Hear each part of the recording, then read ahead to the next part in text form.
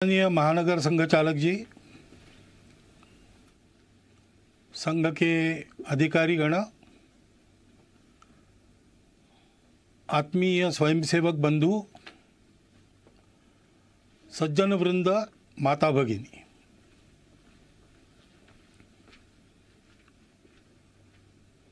एक विशिष्ट परिस्थिति में आधुनिक तकनीकी का उपयोग करके पर्दे पर ये हमारी भेंट हो रही है। कोरोना की महामारी से सारी दुनिया जूझ रही है और उस बीमारी के साथ लड़ाई का एक अनिवार्य अंग है घर में बंद रहना, सारे काम धाम बंद करके बैठे रहना, घर में बंद रहकर जितना हो सकता है उतना करना। तो हमारे संघ के कई स्वयंसेवकों को लगता होगा कि हमारी शाखाएं अभी मैदान पर लगना बंद है, कार्यक्रम बंद है, संघ शिक्षा वर्ग प्रारंभ हुए होते वो बंद है, तो हमारा काम बंद है। लेकिन हम अपने अपने घर में बंद है, लॉकडाउन कहते उसमें है, तो भी जीवन तो चल रहा है। ऐसे संघ का कार्य भी चल ही रहा है। नित्य के कार्यक्रम बंद है, दूसरे कार्यक्रमों ने उनकी जगह ली है। ये संघ के लिए भी और हम सबके जीवन के लिए भी सत्य है, क्योंकि जीवन मनुष्य का, इसकी कल्पना क्या है? तो सारी दुनिया मानती है और संघ में भी हम लोग मानते कि हम स्वयं अच्छे बने और अपने अच्छाई का उपयोग करके जग को अच्छा बनाएं, दुनिया को अच्छा बनाएं। स्वयं अच्छा है और दुनिया के लिए कुछ नहीं कहता, उसको भी लोग अच्छा नहीं करते। और दुनिया के लिए गलती से कुछ अच्छा कर भी लिया लेकिन स्वयं के जीवन में अच्छाई का कोई अंश नहीं, उसको भी दुनिया अच्छी नहीं कहती। जीवन के या संघ कार्य के एक ही सिक्के के ये दो पहलू है। अपनी परंपरा में ऐसा कहते हैं, एकांत में आत्म साधना और लोकांत में परोपकार। यही जीवन का स्वरूप है, यही संघ कार्य का स्वरूप है। तो अपने स्वयंसेवक रोज प्रार्थना कर रहे हैं, मैदान पर एकत्र आकर नहीं कर रहे, अपने परिवार के साथ घर में कर रहे हैं। लेकिन प्रार्थना करने का उनका समय निश्चित है, उनके परिवार में उस समय प्रार्थना हो रही। अनेक प्रतिनिधित स्वयंसेवक अपने प्रतिज्ञा का रोज स्मरण करते होंगे। नित्य शाखा के कार्यक्रमों में अभी इतना ही करना संभव है, उतना चल रहा है। बाकी कार्यक्रम दूसरा बदल गया है, वो सेवा का कार्यक्रम है। प्रचंड प्रमाण में जो सेवा चल रही उसको सब लोग देख रहे हैं और सारा समाज हमको प्रोत्साहन भी दे रहा है। परंतु हमको ध्यान में रखना चाहिए कि ऐसा नहीं मानना चाहिए यही अपना कार्य है। कार्यक्रम अपना कार्य नहीं है। स्वयं अच्छा बनना और दुनिया को अपने प्रयास से अच्छा बनाना, ये अपना कार्य है। चीन देश में भारत से एक भिक्षु गए तथागत के धम्म का प्रचार करने के लिए। कुछ वर्ष वहाँ काम करने के बाद उनको ऐसा लगा कि तथागत का एक चरित्र लिखा जाए चीनी भाषा में, वहाँ के जनता के लाभ के लिए। तो लिखकर तो तैयार हो गया, लेकिन उसको छापना है। तो वहाँ उनके जो संपर्क थे उन सब लोगों से वो मिले, उनसे धन इकट्ठा किया, बताया तथागत का चरित्र उससे छापेंगे। और सारा धन इकट्ठा होने के बाद छापने के लिए छापखाने में वो हस्तलिपि देना कल देनी है, तो आज रात में एक बड़ा भूचाल आ गया और बहुत से देहात, बहुत से शहर तहस नहस हो गए। तुरंत सेवा कार्य में सब लोग लग गए। तो पुस्तक के लिए जो धन लाया था उसका स्वाभाविक उपयोग लोगों की राहत के लिए हो गया, वो धन समाप्त हो गया। इसलिए सारा वो राहत कार्य पूरा होने के बाद फिर से भिक्खू ने सबको बताया कि धन तो दिया था आप लोगों ने, लेकिन वो ऐसे काम में हो गया खर्च, तो और एक बार धन संकलन। फिर से वैसा किया।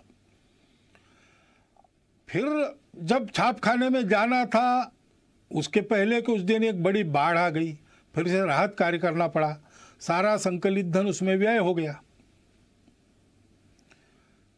फिर जाकर लोगों को समझाया, लोग भी समझ गए। तीसरी बार धन संकलन हुआ, इस बार कोई आपत्ति नहीं। हस्तलिपि छापखाने में गई, मुद्रित होकर किताब तैयार हुई, किताब का धूमधाम से प्रकाशन हुआ। लोगों ने और उस किताब को बड़े श्रद्धापूर्वक खरीदा और पढ़ने के लिए अपने अपने घर में जब लोगों ने उसको खोला तो पहले पन्ने पर लिखा था कि ये तथागत के चीनी भाषा में चरित्र की तीसरी आवृत्ति है।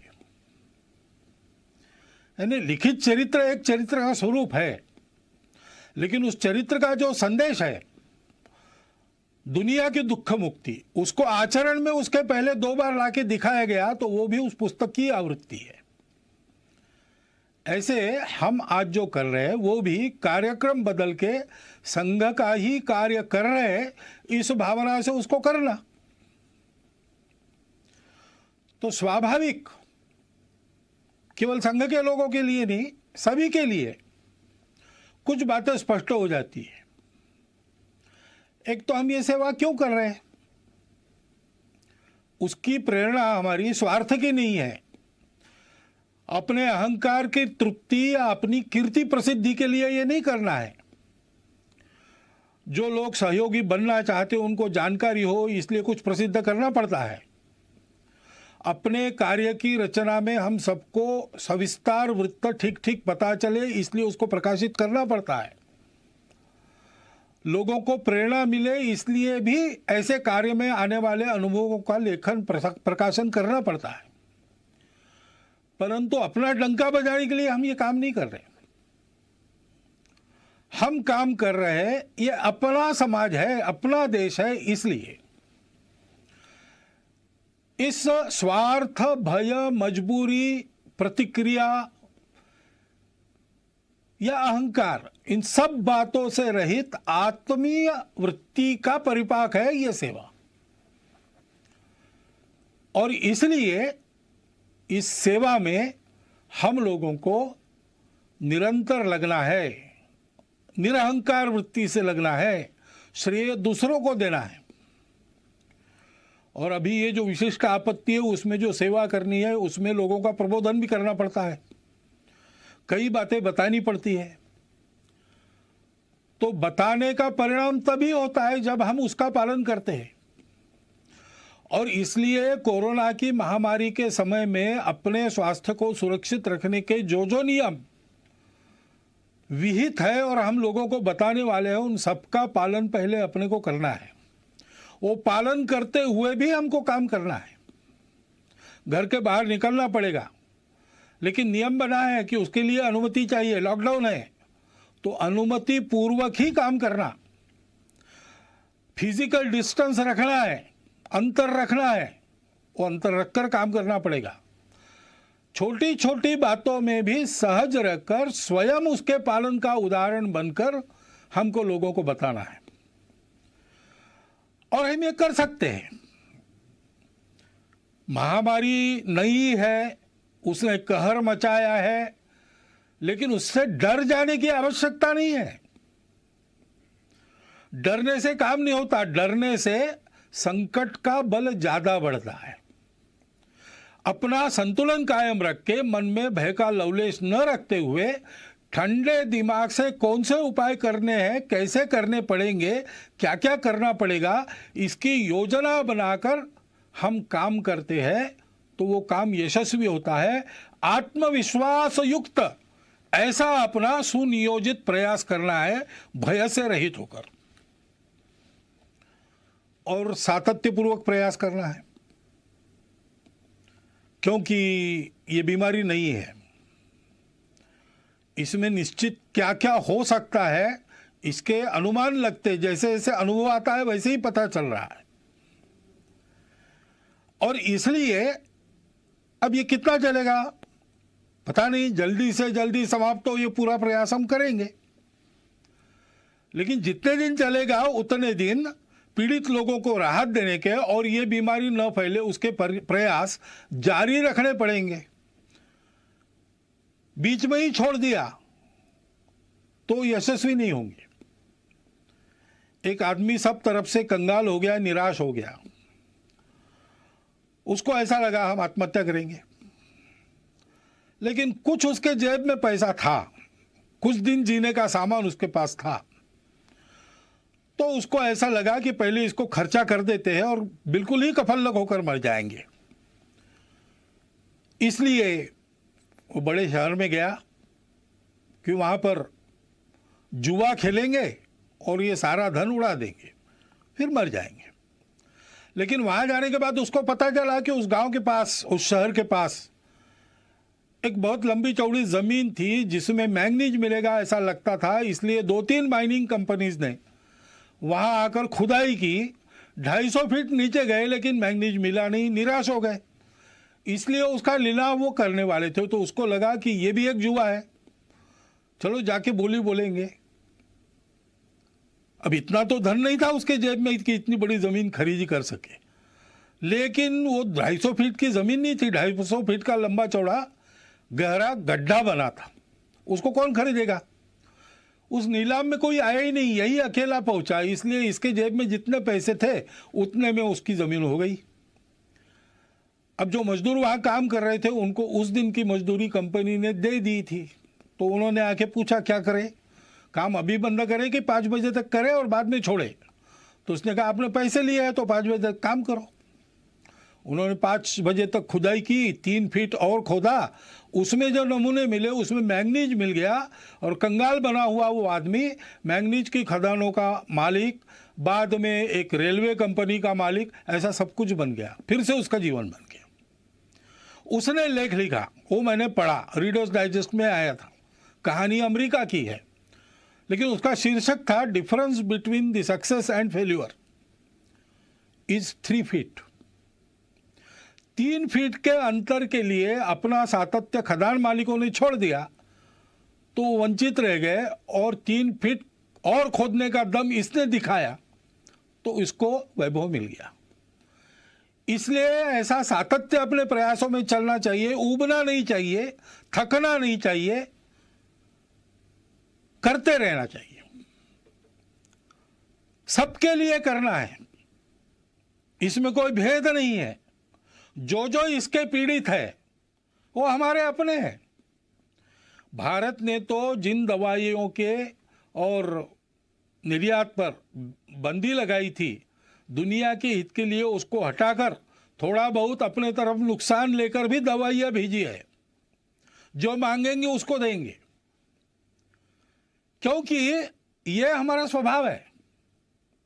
हम मनुष्यों में भेद नहीं करते और ऐसे प्रसंगों में तो बिल्कुल नहीं करते। सब अपने हैं, जो जो पीड़ित है, जिसकी जिसकी आवश्यकता है, उन सब की सेवा, जितनी अपनी शक्ति है उतनी सेवा करनी है। और ये सेवा करते समय कोई स्पर्धा तो है नहीं, अपनी कीर्ति फहराने के लिए दुनिया भर में हम काम नहीं कर रहे। इसलिए जो इस काम में लगे उन सबको साथ लेकर, उन सबके साथ रहकर काम करना है, सामूहिकता से काम करना है। इस प्रकार से हम सेवा करेंगे, लोगों को जो बताना है वो बताएंगे, लोगों से जो करवाना है वो करेंगे। आधार उसका होगा अपनत्व की भावना, स्नेह, प्रेम, वो अपने व्यवहार में दिखना चाहिए। काम अच्छा होना चाहिए, सेवा का काम है, उपकार तो है नहीं, हम अपने लोगों का काम कर रहे हैं, इसलिए वो उत्तम होना चाहिए, प्रेम से होना चाहिए। हनुमान जी के कार्य के बारे में ऐसा वाल्मीकि रामायण में कहा गया है, देवों ने उनकी स्तुति की एक प्रसंग पर, तब 4 उनके विशिष्टों का उल्लेख किया, धृति, दृष्टि, मति और दाक्ष यानी दक्षता, सावधानी। सावधानी आवश्यक है, हम काम करेंगे, लेकिन हम काम करते रहे, इसलिए काम करते करते हम बीमार न हो जाए। इसलिए आजकल आयुष मंत्रालय के द्वारा एक समर्थित काढ़ा है, उसको हमने रोज पीना चाहिए। बाकी मास्क लगाना, अंतर रखना, ये सारी बातें, हाथ धोना, स्वच्छता रखना, हम स्वयं चिंता करें कि हम काम करने लायक रहे। अपनी मदद जिनको वास्तविक आवश्यकता है उन तक पहुंचे। दूर तो लोग भी रहते हैं दुनिया में, वो हमारी मदद लेके चले न जाए। इसलिए बहुत सावधानी पूर्वक सजगता से काम करना पड़ेगा। कोई छूट न जाए, जिसको आवश्यक है उन सबके पास मदद पहुंचे, ऐसा काम करना पड़ेगा। बुद्धि ठीक रखनी पड़ेगी, किसको किस बात की आवश्यकता है। सामान्य सूचनाएं सबके लिए दी जाती है, लेकिन कुछ विशेष भी परिस्थितियां रहती है, उसमें उस प्रकार की राहत मिले ऐसा प्रयत्न करना पड़ता है। और इसलिए लीक में चलते हुए भी लीक का विचार कर चलना पड़ता है। अनुशासन में चलते हुए भी अनुशासन इतना लचीला होना पड़ता है कि अपने सेवा के दायरे में, सेवा के लाभ लेने वालों में सब आवश्यकता जिनको है ऐसे लोग आ जाए। फिर दृष्टि की बात है, हम ये सब बताएंगे, ये सब करवाएंगे तो आदतें भी लोगों के ठीक रहे। आदतें ठीक न रखने के कारण भी ये बीमारियां आती है। तो ये अनुभव लोग ले रहे हैं, अब उनकी मनोभूमिका तैयार है, तो हमने अच्छाई का प्रचार प्रसार भी लगे हाथ करते रहना चाहिए। ये केवल कार्यक्रम नहीं है, इसमें से हम लोगों के जीवन को सुरक्षित कर रहे हैं और लोगों के जीवन को गढ़ भी रहे हैं। अपने पवित्र समाज का संरक्षण और सर्वांगीण उन्नति, ये हमारी प्रतिज्ञा है। और इसलिए उस दृष्टि को ध्यान में रखकर हमको काम करना है और धैर्य रखना है। कितने दिन ऐसा करके नहीं होगा। जब तक पूरा नहीं होता तब तक करते रहना है, सतत करना है। ऐसा करते रहना और ऐसा करते रहते समय ये जैसे गुण है हनुमान जी से, वैसे विदुर नीति में एक बात बताइए दोषों को टालने की। षट दोषा पुरुषेणेह हातव्याम भूतिमिच्छताम। जिस पुरुष को अपना वैभव चाहिए, अपना विजय चाहिए, अपना प्रभाव चाहिए, अपनी खुशहाली चाहिए, उसको 6 दोषों का हनन करना पड़ता है, उनको दूर करना पड़ता है। वो कौन से है? निद्रा, तंद्रा, भय, क्रोध, आलस्यम, दीर्घ सूत्रता। आलस्य और दीर्घ सूत्रता काम की नहीं है। तत्परता चाहिए। जब उपस्थित होता है, भारत का इस सारी बीमारी के दौर में काम बहुत अच्छा हो रहा है। इसका पहला कारण है कि तत्परता पूर्वक सारी उपाय योजनाएं यहाँ के शासन प्रशासन ने लागू की और उतने ही तत्परता पूर्वक समाज के एक बहुत बड़े अंश ने उसको अमल में लाया। तो आलस्य नहीं किया, दीर्घ सूत्रता नहीं दिखाई। इसको ध्यान में रखना चाहिए। वो तत्परता अपनी कायम रखनी चाहिए। निद्रा, तंद्रा यानी असावधानी, काम करते करते धुन लग जाती है, उसको तंद्रा कहते हैं। धुन लगना अच्छा है, लेकिन तंद्रा अच्छी नहीं, क्योंकि उसमें विचार नष्ट होता है। सोच समझ के सजग रहकर एक एक कदम डालते हुए काम करना और भय और क्रोध को टालना। लोगों को भय लगता है कि हमको क्वारंटाइन में डाल ले, तो छुपने का प्रयास करते हैं। लोगों को कुछ नियमों में बांध दिया तो लोगों की ऐसी भावना होती है कि हम पर कुछ प्रतिबंध ला रहे हैं। अब संघ ने अपने और मार्च में ही तय करके जून आखिर तक सारे कार्यक्रम बंद कर दिए।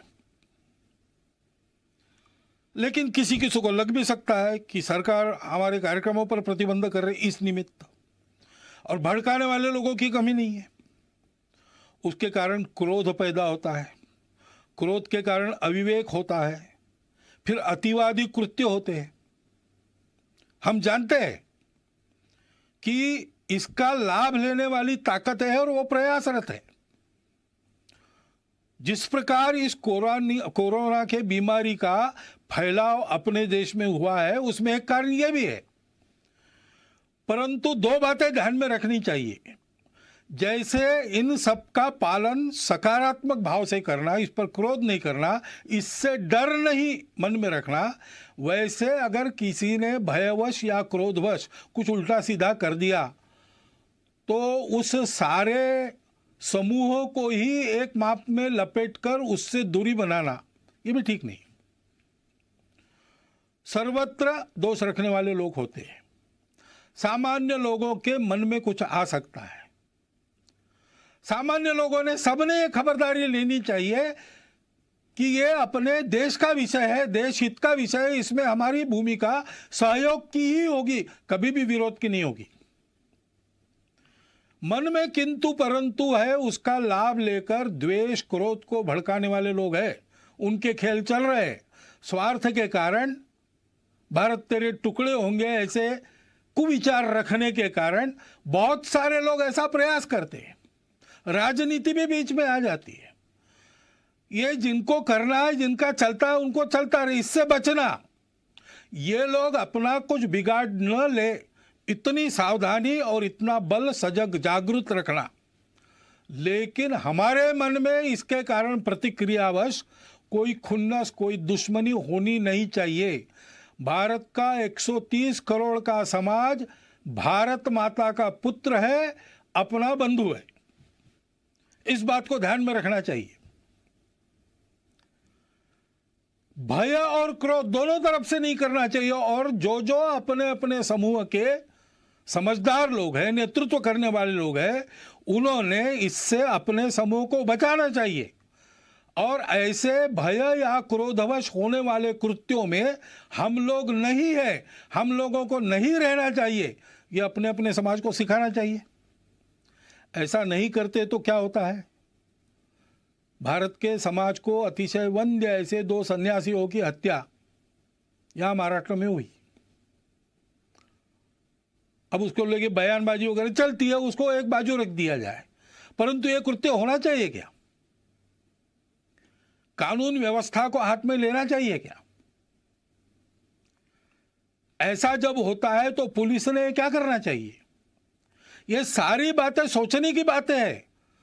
ऐसे संकट के घड़ी में और ऐसे मन में कुछ किंतु परंतु रहते हैं, रह सकते हैं, अपेक्षित नहीं है, स्वाभाविक है।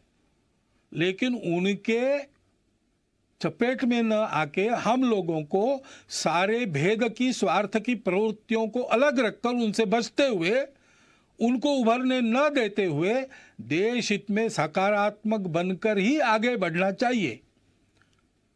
भय क्रोध, ये जो 2 दोष है, उसको टालना चाहिए। उन सन्यासियों की हत्या हुई, पीट पीट कर मार डाला गया। निरुपद्रवी लोग थे, किसी का कोई अपराध उन्होंने किया नहीं था। धर्म का आचरण करने वाले, धर्म का आचरण फैलाने वाले थे, मानव पर उपकार करने वाले लोग थे। उसका दुख हम सबके मन में है। 28 तारीख को उनको श्रद्धांजलि देने के लिए हिंदू धर्म आचार्य सभा ने कुछ आह्वान भी किया है। विश्व हिंदू परिषद ने जो कार्यक्रम भी दिया है, उसका हम सब लोग पालन करेंगे। उनकी स्मृति में अपनी श्रद्धांजलि व्यक्त करता हुआ इस विषय में मैं आगे बढ़ता हूं।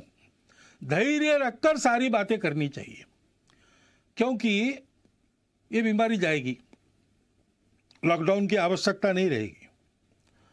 लेकिन जो अस्ता व्यस्त हो गया, उसको ठीक करने में समय लगेगा। हमने देखा है कहीं कहीं ऐसा हुआ भी है कि थोड़े से बंधन शिथिल होने के बाद एकदम भीड़ हो गई, फिर से उनको तितर बितर करना पड़ा। ये अविवेक हो सकता है समाज में। सामान्य व्यक्ति को ऐसे समय में दिशा देने वाले लोग होने पड़ते हैं। अब विद्यालय खुलेंगे तो फिजिकल डिस्टेंस मेंटेन तो करना पड़ेगा आने वाले समय में कई दिनों तक। उसकी व्यवस्था कैसे होगी वो बताना भी पड़ेगा। समाज के लोगों को इकट्ठा के ये कैसे हो सकता है सोचना भी पड़ेगा। विद्यालय में, विद्यालय के आसपास के परिसर में छोटी संख्या में क्लासेस लगा सकते हैं क्या? ई क्लासेस लगा सकते हैं क्या करके विद्यालय की शिक्षा शुरू भी होगी और ये डिस्टेंस मेंटेन होगा। बाजार वगैरह शुरू होंगे लेकिन लोग इस अंतर को कायम रखने का पालन करेंगे। फैक्ट्री उद्योग शुरू होंगे तब भी भीड़ नहीं होगी, अंतर रखकर अनुशासन से लोग चलेंगे। इसके लिए चिंता करने की आवश्यकता है, यानी राहत पहुंचाने का काम शायद कम हो सकता है, परंतु फिर से ये बीमारी न आए, उतावली न हो, इसके लिए समाज को दिशा देने का काम हमको करते रहना पड़ेगा। ये सारे काम होने हैं तो समाज में एक सद्भाव, सदाचार, सहयोग का वातावरण बनना चाहिए। समाज के सारे जनमान्य लोगों को इकट्ठा करके उनके द्वारा ये बात करवानी होगी, संवाद रखना पड़ेगा। अनुशासन पालन के बारे में स्वयं का उदाहरण और उपदेश उन लोगों को रखना पड़ेगा। उसके लिए उनके साथ भी बात करनी पड़ेगी। लोगों की क्षमता, प्रतिकार क्षमता बढ़े। कई आयुर्वेदिक उपाय है, योग है, व्यायाम है, तरह तरह के प्राणायाम है। उपाय तो अपना स्वास्थ्य मंत्रालय भी बता रहा है और जगह जगह के चिकित्सक भी बता रहे हैं।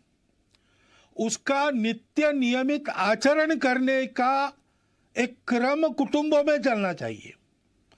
कुटुंबों में संस्कार का वातावरण होना चाहिए। शांत दिमाग से किसी भी भय यानी पैनिक के चपेट में हम न आते हुए जो करना है वो कर्तव्य ठीक से करना, इस प्रकार का स्वभाव बनने के लिए कुटुंब में भी उस प्रकार के स्वभाव का संस्कार होना चाहिए। इसके हमको प्रयास करने पड़ेंगे और प्रयास में वही क्रम रहेगा। हमको उदाहरण बनना पड़ेगा, हमको समुपदेशन करना पड़ेगा, हमको अपनी सेवा से सबको जोड़ना पड़ेगा और सबका सहयोग जुटाना पड़ेगा। ये बीमारी पहली बार आई है इस प्रकार की सारे दुनिया में एक साथ। शायद ही पिछले और कुछ शतकों के इतिहास में विश्व पहली बार ऐसे संकट का सामना कर रहा है। तो संकट तो है और हम लड़ तो रहे, लेकिन ये संकट कुछ सिखा भी रहा है। जैसे प्रधानमंत्री ने ही पिछले दिनों में कहा सरपंचों को कि ये संकट हमको स्वावलंबन की सीख दे रहा है। तो कई ऐसी बातें भी आ रही, क्योंकि ये संकट जाएगा, जो अस्ता व्यस्त हो गया उसको यथावकाश हम ठीक कर लेंगे, लेकिन इस संकट के अनुभव में कुछ सत्य फिर एक बार उजागर होके हमारे सामने जो स्पष्ट खड़े हैं, उनसे पाठ लेकर, बोध लेकर अपने जीवन की रचना को उसके अनुसार परिवर्तित करने का एक बड़ा काम, एक तरह से राष्ट्र पुनर्निर्माण का जो काम चल रहा है उसका अगला चरण, उसको परिणाम में लाना पड़ेगा। और बहुत से लोग शहरों से चले गए अपने अपने गांव में, सबके सब वापस आएंगे क्या? जो गांव में रह जाएंगे उनको रोजगार की क्या व्यवस्था होगी? जो वापस अपने काम पर आएंगे उन सबको काम देने की उद्योगों की या उनके मालिकों की स्थिति होगी क्या? क्योंकि उनके भी सारे कारोबार ठप पड़े। ऐसी अवस्था में इनका रोजगार भी कायम रहे और उस समय के सीमित साधनों में सब चल सके, इसके लिए सबको कुछ न कुछ छोड़ना पड़ेगा। उसके लिए मन की तैयारी बरतनी पड़ेगी, उसका भी उपदेश करना पड़ेगा, उसको भी समझाना पड़ेगा। और अगर स्वावलंबन ये इस आपत्ति का संदेश है, तो स्वावलंबन में अपना स्व क्या है? उस स्व आधारित तंत्र का अवलंबन हमको करना पड़ेगा। कम ऊर्जा खाने वाला, रोजगार मूलक, पर्यावरण को न बिगाड़ने वाला ऐसा विचार हमारे ही पास है। उसके आधार पर एक युगानुकूल रचना अपने अर्थनीति की, अपने विकास नीति की, अपने तांत्रिकी की हमको करनी पड़ेगी। आधुनिक विज्ञान के आधार पर इसमें जो जो अद्यतन सहायक होता है वो लेते हुए परंपरा के आधार पर जो आज सुसंदर्भित है, इस संकट के कारण फिर से एक बार हमको याद आ रहा है, उन दोनों को मिलाते हुए हमको एक नए विकास के मॉडल का निर्माण करना पड़ेगा। हमको करना पड़ेगा, यानी कौन करेगा?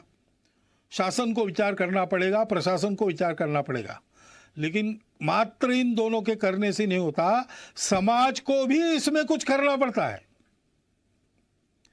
समाज को स्व का अवलंबन करना पड़ेगा। यहां की बनी वस्तुएं जहां तक संभव है उन्हीं का उपयोग करेंगे। यहां जो बनता नहीं, बिना उसके जीवन चलता है तो बिना उसके चलाएंगे। जीवन के लिए आवश्यक है तो अपने शर्तों पर लेंगे, कम से कम उपयोग में चलाएंगे। ऐसी बहुत सी बातें अपने नित्य व्यवहार में लानी पड़ेगी। अपने अपने व्यक्तिगत और परिवार के व्यवहार में हम लोगों को स्वदेशी का आचरण करना पड़ेगा। स्वदेशी का आचरण करने के लिए स्वदेशी के उत्पादन उपलब्ध करने पड़ेंगे, और स्वदेशी के उत्पादन उत्कृष्टता के मामले में बिल्कुल 19 न हो, ऐसी गुणवत्ता उत्पन्न करनी पड़ेगी। उद्योजक, निर्माता, कारीगर सभी को इसके बारे में सोचना पड़ेगा, और समाज को स्वदेशी पर दृढ़ होना पड़ेगा। विदेशों के ऊपर अवलंबन नहीं होना चाहिए, ऐसा हमको समर्थ रहना पड़ेगा। उसी प्रकार हमने अनुभव किया। अब जो बाहर निकलकर नदियों को वगैरह देख सके वो बताते हैं, लेकिन हवा का तो हम सब लोग अनुभव कर रहे हैं कि पर्यावरण बहुत मात्रा में शुद्ध हो गया। क्यों शुद्ध हो गया? क्योंकि कुछ क्रियाकलाप बंद हुए जो पर्यावरण को दूषित करते थे।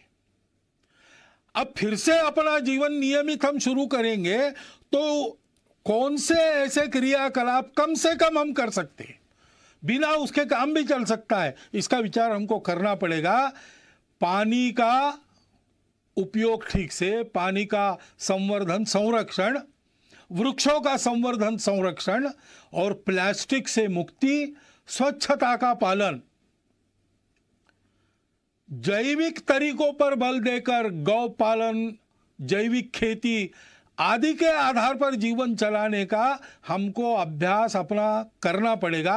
अभी जो हमारा अभ्यास रासायनिक खेती आदि का है उसको बदलना पड़ेगा। उसके लिए सारे समाज का बनाना पड़ेगा। शासन की नीति वैसी बनेगी, लेकिन जब तक समाज उस प्रकार चलता नहीं तब तक उसका परिणाम नहीं होता। कुटुंब में भी हमको और इस प्रकार के संस्कार करने पड़ेंगे। बहुत दिनों के बाद जो भागदौड़ चल रही थी वो बंद हो गई, तो अपने घर में रहने का, सतत रहने का अनुभव बहुत लोगों को मिला। घर को भी अच्छा लगा और हमको भी अच्छा लगा। इसके बहुत अच्छे परिणाम होते हैं। संवाद बढ़ता है, समझदारी बढ़ती है, सौमनस्य बढ़ता है, और इसलिए कुटुंब में इन सारे बोधों की चर्चा, उसके आधार पर व्यवहार कैसा हो ऐसा संवाद चलना। जैसा अपना कुटुंब है वैसे समाज भी एक कुटुंब है। समाज के भी विचार करने वाले लोगों में, समाज का नेतृत्व करने वाले लोगों में इस प्रकार का चलना, चर्चा का चलना, संस्कार का, नियमितता का प्रभाव होना अपने जीवन पर, व्यक्तिगत और सामूहिक, इसकी चिंता हमको करनी पड़ेगी।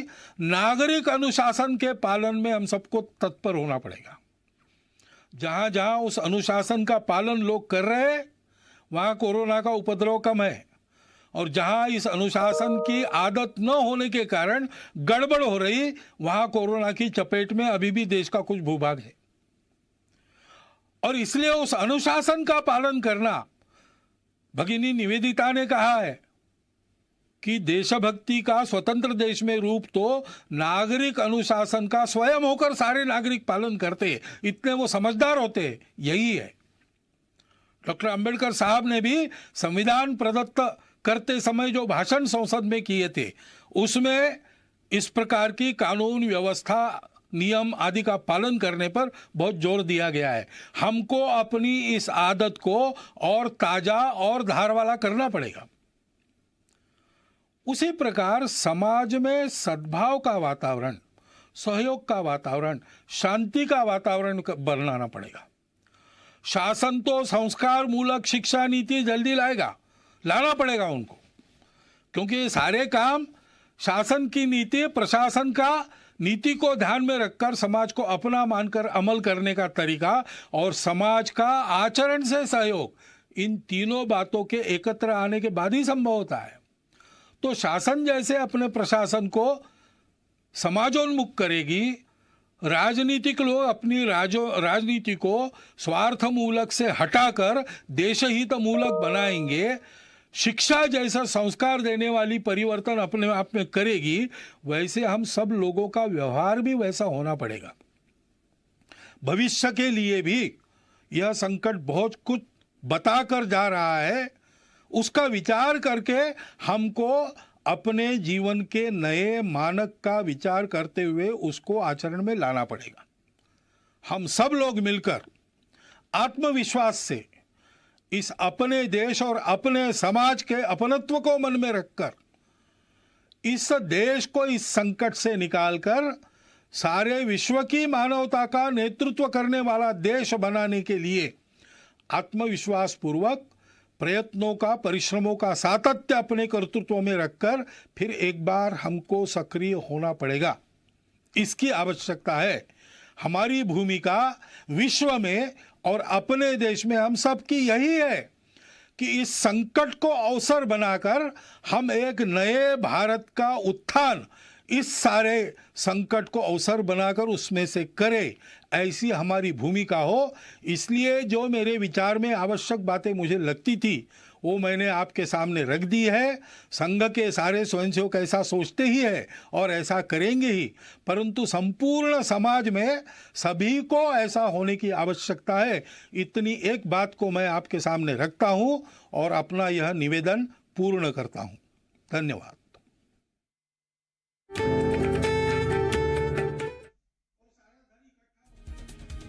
सर संघ चालक मोहन भागवत को इस वक्त आप सुन रहे थे और तमाम संघ के कार्यकर्ताओं, स्वयं सेवकों और देश के नाम उनका ये संबोधन था।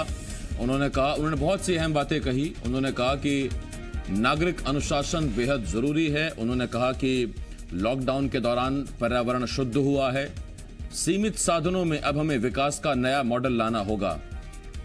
साथ में उन्होंने कहा कि पालघर में जो हत्या हुई उस पर बयानबाजी की जा रही है। लॉकडाउन में हमको नागरिक अनुशासन का स्वयं पालन करना होगा, खुद हमें पालन करना होगा। स्वदेशी आचरण और उत्पादों का इस्तेमाल करना पड़ेगा और उससे जो व्यापार को नुकसान हुआ है या जो व्यापारिक तौर पर हम पीछे गए हैं उससे उबरने में बहुत हद तक राहत मिलेगी अगर स्वदेशी अपनाते हैं और अपने देश के जो उत्पाद हैं उनका हम इस्तेमाल करते हैं। इसके साथ ही पालघर घटना का भी उन्होंने जिक्र किया और कहा कि इस घटना पर बयानबाजी बहुत हो रही है। सभी लोग घरों में बंद हैं, सरकार का, प्रशासन का सहयोग कर रहे हैं। लोगों से अपील की वो घर में ही रहें और घर में रहकर ही कोरोना से लड़ें। इसके साथ ही उन्होंने कहा कि राष्ट्र सेवा का आज काम बदल गया है, आज तरीका बदल गया। आपको घर में रहना है, कोरोना से लड़ना है और ये अपील उन्होंने देशवासियों से की है। भड़काने वाले लोगों की कमी नहीं है। उसके कारण क्रोध पैदा होता है, क्रोध के कारण अविवेक होता है, फिर अतिवादी कृत्य होते हैं। हम जानते हैं कि इसका लाभ लेने वाली ताकत है और वो प्रयासरत है। जिस प्रकार इस कोरोना के बीमारी का फैलाव अपने देश में हुआ है उसमें एक कारण यह भी है, अगर किसी ने भयवश या क्रोधवश कुछ उल्टा सीधा कर दिया तो उस सारे समूह को ही एक माप में लपेटकर उससे दूरी बनाना। भारत के समाज को अतिशय वंद्य ऐसे 2 सन्यासियों की हत्या यहां महाराष्ट्र में हुई। अब उसको लेके बयानबाजी वगैरह चलती है, उसको एक बाजू रख दिया जाए, परंतु यह कृत्य होना चाहिए क्या? कानून व्यवस्था को हाथ में लेना चाहिए क्या? और ऐसे मन में कुछ किंतु परंतु रहते हैं, रह सकते हैं, अपेक्षित नहीं है, स्वाभाविक है, लेकिन उनके चपेट में न आके हम लोगों को सारे भेद की, स्वार्थ की प्रवृत्तियों को अलग रखकर उनसे बचते हुए उनको उभरने न देते हुए देश हित में सकारात्मक बनकर ही आगे बढ़ना चाहिए। भड़काने वाले लोगों की कमी नहीं है। उसके कारण क्रोध पैदा होता है, क्रोध के कारण अविवेक होता है। फिर जैविक तरीकों पर बल देकर गौ पालन, जैविक खेती आदि के आधार पर जीवन चलाने का हमको अभ्यास अपना करना पड़ेगा। अभी जो हमारा अभ्यास रासायनिक खेती आदि का है उसको बदलना पड़ेगा। उसके लिए सारे समाज का बनाना पड़ेगा। शासन की नीति वैसी बनेगी, लेकिन जब तक समाज उस प्रकार चलता नहीं तब तक उसका परिणाम नहीं होता। जैविक तरीकों पर बल देकर, तो ये आप इस वक्त सुन रहे हैं। उन्होंने कहा कि कुछ लोग हैं समाज में जो इस तरह की घटनाओं पर फायदा उठाने की कोशिश करते हैं और वो इन चीज़ों को लेकर प्रयासरत भी होंगे, यानी कि वो कोशिश कर भी रहे होंगे। लेकिन हमें इस पर सब्र रखना है। इसके साथ ही उन्होंने कहा कि ऐसे लोगों को किसी तरह का मौका नहीं देना है। तो ये सरसंघ चालक मोहन भागवत को इस वक्त आप सुन रहे थे। अनुभव किया। अब जो बाहर निकलकर नदियों को वगैरह देख सके वो बताते हैं, लेकिन हवा का तो हम सब लोग अनुभव कर रहे हैं कि पर्यावरण बहुत मात्रा में शुद्ध हो गया। क्यों शुद्ध हो गया? क्योंकि कुछ क्रियाकलाप बंद हुए जो पर्यावरण को दूषित करते थे। अब फिर से अपना जीवन नियमित हम शुरू करेंगे तो कौन से ऐसे क्रियाकलाप कम से कम हम कर सकते हैं, बिना उसके काम भी चल सकता है, इसका विचार हमको करना पड़ेगा। जैविक तरीकों पर बल देकर गौ पालन,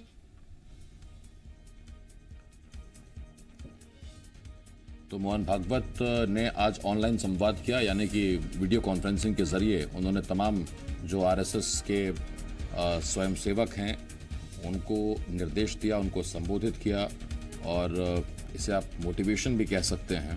उन्होंने हौसला बढ़ाया। इसके साथ साथ उन्होंने तारीफ भी की तमाम लोगों की, देशवासियों की। और इसके साथ उन्होंने कहा कि आज सेवा का तरीका बदल गया। आज आपको घर पर रहना है और कोरोना से लड़ना है। घर पर रहकर ही कोरोना से लड़ा जा सकता है। साथ ही उन्होंने कहा कि जब लॉकडाउन खुलेगा, क्योंकि आज ना कल लॉकडाउन खुलेगा तो ज़रूर, हमेशा ऐसा तो नहीं हो सकता कि पूरा देश घर में कैद रहे, लेकिन उन्होंने ये कहा कि जब लॉकडाउन कभी भी खुलेगा तो हमको विशेष सावधानियां बरतनी होंगी। हमको ऐसे कम से कम रिस्क लेना होगा, यानी कि ऐसी गतिविधियां जो अत्यंत आवश्यक नहीं है, ज़रूरी नहीं है, उनसे बचें ताकि सोशल डिस्टेंसिंग का भी पालन हो सके। सीएम शिवराज सिंह चौहान ने भी अपने दफ्तर में बैठकर आरएसएस प्रमुख मोहन भागवत का संबोधन सुना है। ये तस्वीरें इस वक्त हम आपको दिखा रहे हैं, जहां सीएम शिवराज सिंह चौहान ने अपने दफ्तर में बैठकर आरएसएस प्रमुख मोहन भागवत के संबोधन को सुना। और ये देखिए, बड़े ध्यान से सीएम शिवराज सिंह चौहान उन्हें सुन रहे हैं और जैसे कि चीज़ें सरसंघ चालक ने बताई हैं वो उनको सुन भी रहे हैं और उसमें जो अच्छी बातें हैं उसको नोट भी कर रहे हैं। जो चीज़ें बड़ी प्रैक्टिकल लगी उनको और जो लगा जिस पर काम होना चाहिए, जैसे यही लॉकडाउन हम आपको बता रहे थे। उन्होंने कहा कि लॉकडाउन जब खुलेगा तो लोगों को ये खुद से तय करना पड़ेगा। इस पर सरकार, प्रशासन तय नहीं कर सकता कि आपके लिए क्या ज़रूरी है क्या नहीं है। ये आपको खुद से तय करना पड़ेगा कि आपके लिए लॉकडाउन खुलने के बाद कौन कौन से ज़रूरी काम हैं जिनके बिना काम नहीं चल सकता। उन्हीं कामों के लिए आप घर से बाहर निकलें। ऐसे काम जिन्हें टाला जा सकता है, रोका जा सकता है, अपने बच्चों, अपने पड़ोसियों, अपने मोहल्ले वालों और अपने प्रदेश और देश के लोगों की जान सलामती के लिए, उनकी हिफाजत के लिए ज़रूरी है कि आप घर से बाहर ना निकलें। जैसा आप जानते हैं, WHO की एक स्टडी कहती है कि एक बीमार कोरोना शख्स जिसको कोरोना संक्रमण है वो कुछ ही दिन में 400 से ज़्यादा लोगों को संक्रमित कर सकता है। जिस तरह की हमारी सोशल गैदरिंग रहती है, लोगों से मेल जोल रहता है, एक कोरोना संक्रमित शख्स 400 से ज़्यादा लोगों को संक्रमित कर सकता है। और ऐसे में अंदाज़ा लगाइए कि अगर आप इस तरह का रिस्क लेते हैं तो ना सिर्फ आप अपनी जान को खतरे में डाल रहे हैं, बल्कि देश के, अपने समाज के, अपने मोहल्ले के, अपने घर के 400 लोगों को भी आप कोरोना संक्रमण दे सकते हैं। छोटे से ब्रेक के लिए हमें यहाँ रुकना होगा। बहुत जल्द लौट रहे हैं।